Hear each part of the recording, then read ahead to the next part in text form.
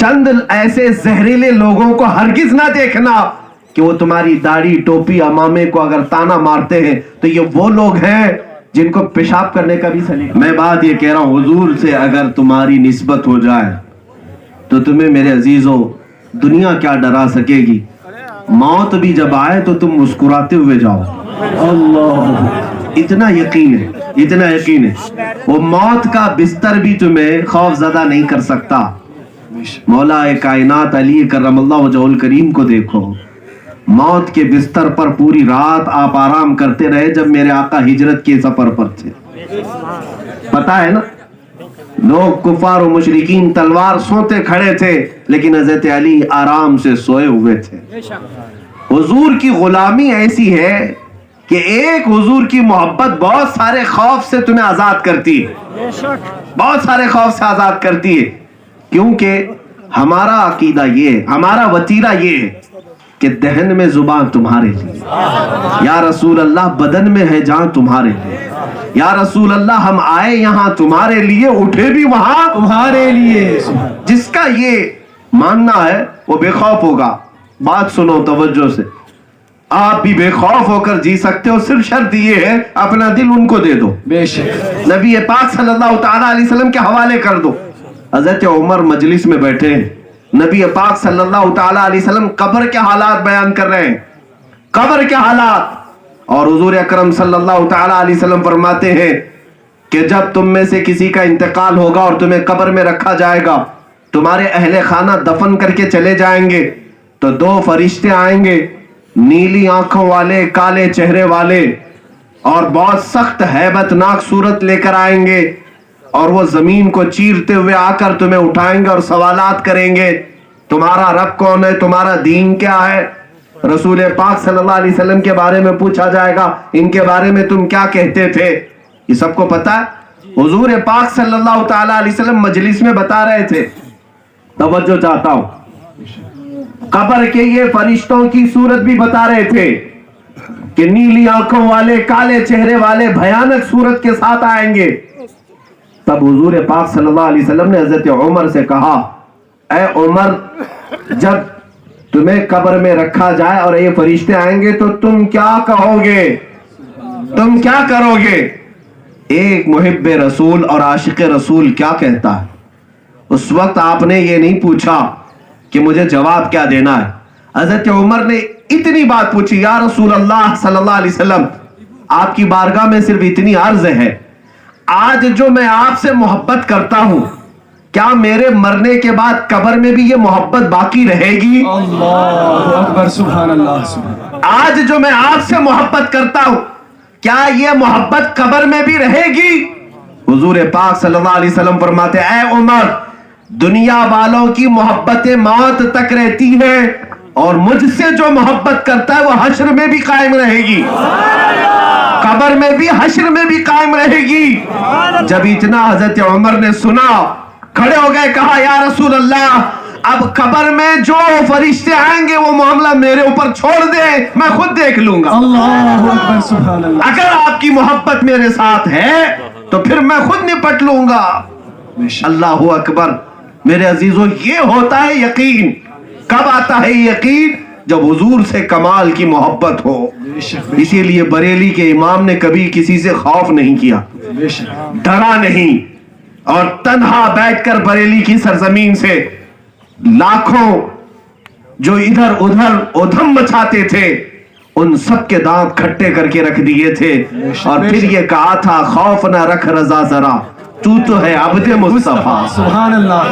خوف نہ رکھ رضا ذرا, تو تو ہے عبد مصطفیٰ, تیرے لیے امان ہے, تیرے لیے امان. نعرہ تکبیر, نعرہ تکبیر, نعرہ رسالت, نعرہ رسالت, مسلک اعلی حضرت, مسلک اعلی حضرت. میرے عزیزو, اگر کشمیریوں کو کبھی خوف ستائے, ڈر ستائے کسی بھی چیز کا, میں ایک نسخہ دے کر جاتا ہوں. ایک نسخہ لے لو, کھڑے ہو جانا, میرے مصطفیٰ کی طرف توجہ کرنا, نبی پاک صلی اللہ تعالیٰ علیہ وسلم کی طرف توجہ کرو, آنکھ بند کر کے صرف اتنا کہو, یا رسول اللہ, تم ہو حفیظ و مغیث, تم ہو حفیظ و مغیث. کیا ہے وہ دشمن خبیث، تم ہو حفیظ و مغیث، کیا ہے وہ دشمن خبیث، تم ہو تو پھر خوف کیا، تم پہ کروڑوں درود۔ یا رسول اللہ تم ہو تو پھر خوف کیا، تم پہ کروڑوں درود۔ رسول اگر تمہارے ساتھ ہے تو پھر خوف کس بات کا ہے؟ نبی پاک صلی اللہ تعالیٰ علیہ وسلم کی عنایت تمہارے ساتھ ہے، ساری دنیا ادھر سے ادھر ہو جانے دو، کوئی فرق نہیں پڑتا۔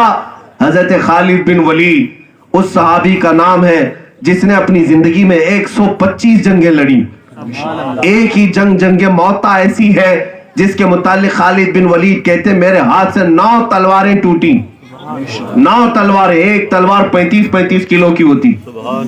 خالد بن ولید ایک جنگ میں 9 تلواریں ٹوٹ گئی، اور اس قدر نرغے میں آ گئے تھے ایک جنگ میں کہ ادھر سے بھی دشمن، ادھر سے بھی، سامنے سے بھی، پیچھے سے بھی، تنہا ہے، ہر جگہ سے تلواروں کی جھنکار آوازیں آ رہی۔ اچانک بیچ جنگ میں آپ کا امامہ گر گیا، امامہ گر گیا، اور لوگ دشمن تلوار گردن پر اٹھائے ہوئے ہیں۔ خالد بن ولید نے نہ دائیں دیکھا، نہ بائیں، نہ آگے نہ پیچھے، ان تلواروں کی کوئی پرواہ نہ کی، اپنا امامہ اٹھانے کے لیے چل پڑے، اٹھایا اور چوم کر پھر سر پر رکھ لیا۔ اتنی دیر میں تو کئی لوگ گردن کے ٹکڑے کر سکتے تھے، وہ سپہ سالار جس کو دیکھ کر کے بڑی بڑی طاقتیں تھراتی تھی، آج کئی دشمنوں کے نرغے میں آ گیا، لیکن اپنی ٹوپی اور اپنا امامہ اٹھانے کے لیے چل پڑا۔ دشمنوں نے پوچھا کیا تم ہی خالد بن ولید ہو جس کے بارے میں ہم سنتے تھے، بڑے پہلوان ہو، بڑے بہادر ہو، بڑے سپہ سالار ہو؟ کہا ہاں میں ہی ہوں۔ کہا آج تم نے جو حرکت کی، ایک چھوٹا سپاہی بھی ایسی حرکت نہیں کرتا۔ جب سارے دشمن تلوار لے کر گردن پر کھڑے ہیں، تمہیں گردن بچانے کی بجائے پگڑی بچانے کی فکر آ گئی۔ خالد بن ولید نے کیا جواب دیا سنو، کہتے ہیں نادانو تمہاری نظر میں صرف پگڑی ہے، تمہاری نظر میں صرف ٹوپی ہے، حقیقت میں اس میں رسول اللہ کے 3 بال مبارک ہیں، 3 موئے مبارک ہیں۔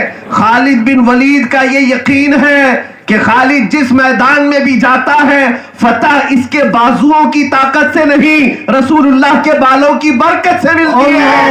نعرہ تکبیر، نعرہ تکبیر، نعرہ رسالہ، لبیک لبیک لبیک یا رسول اللہ، لبیک لبیک لبیک یا رسول اللہ، لبیک لبیک لبیک یا رسول اللہ۔ میرے عزیزو فخر کرنا سیکھو حضور کی غلامی پر، ان کی نسبت پر۔ آج تمہارے پاس بھی بہت کچھ ہے، بہت کچھ ہے۔ دنیا اگرچہ تمہیں تان و تشنی سے ایسے یاد کرتی ہو کہ یہ کچھ نہیں جانتے، ان کے پاس کوئی طاقت و قوت نہیں ہے، دنیا کو کہہ لینے دو۔ جب 313 صحابہ حضور کے ساتھ تھے، دنیا ان کو بھی یہی کہتی تھی کہ یہ وہ لوگ ہیں جن کے پیروں میں چپل بھی نہیں، یہ وہ لوگ ہیں صحابہ جن کے پاس لڑنے کے لیے تلواریں نہیں، لکڑیاں لے کر میدان بدر میں آئے تھے۔ دنیا اس وقت بھی یہی تانے مارتی تھی کہ ان کے پاس کچھ نہیں ہے، کیا کر لیں گے۔ لیکن پھر اس کے بعد ساری دنیا نے دیکھا ابو جہل جیسے شیطان کو بھی حضور کے صحابہ میں بڑے پہلوانوں نے نہیں، صرف چھوٹے بچوں نے فنا فی النار کر رکھا تھا، چھوٹے بچے 13 سال اور 15 سال کی عمر کے، اس لیے کہ طاقت و قوت صرف یہ باڈی بنانے سے نہیں آتی، عشق مصطفیٰ سے آتی۔ نبی پاک صلی اللہ تعالیٰ علیہ وسلم کی غلامی میں کامل ہو جاؤ۔ اور یہ کامل کیسے بن سکتے ہو عزیزان گرامی؟ کچھ دنیا کی خرافات سے اپنے آپ کو آزاد کر لو۔ آج دنیا جس طرح تمہیں جکڑنا چاہتی ان سے نکل آؤ۔ دنیا تمہیں عیاش دیکھنا چاہتی، دنیا تمہیں ننگا دیکھنا چاہتی، تمہاری ماں اور بہنوں اور بچیوں کو بازاروں میں بے آبرو دیکھنا چاہتی ہے، یہ تمہیں شیطان کے مرید اور پجاری بنانا چاہتے ہیں۔ اب فیصلہ تمہارے ہاتھ میں ہے کہ ان کے دامے فریب میں آ کر تم کیا ننگے ہو جاتے ہو، فیشن کے نام پر، ماڈرنزم کے نام پر۔ دیکھ تو رہا ہوں میں بہت سارے ہمارے وہ بچے، نام تو ان کا احمد بھی ہے، محمد بھی ہے، عبداللہ بھی ہے، لیکن چوٹیاں رکھا ہے، بالیاں پہن رہا ہے، بنگڑیاں پہن رہا ہے، پھٹی جینز پہن رہا ہے، سطر نکال کر کے گھوم رہا ہے۔ یہ کیا چیز ہے؟ دنیا نے تمہیں زنخا بنا دیا، دنیا نے تمہیں آوارہ بنا دیا۔ اسی لیے میرے عزیزوں دنیا کی طرف دیکھتے کیوں؟ کیا تمہارے پاس حضور سے زیادہ حسین کوئی موجود ہے؟ نبی پاک صلی اللہ تعالی علیہ وسلم سے بہتر کوئی آئیڈیل ہو سکتا ہے دنیا میں؟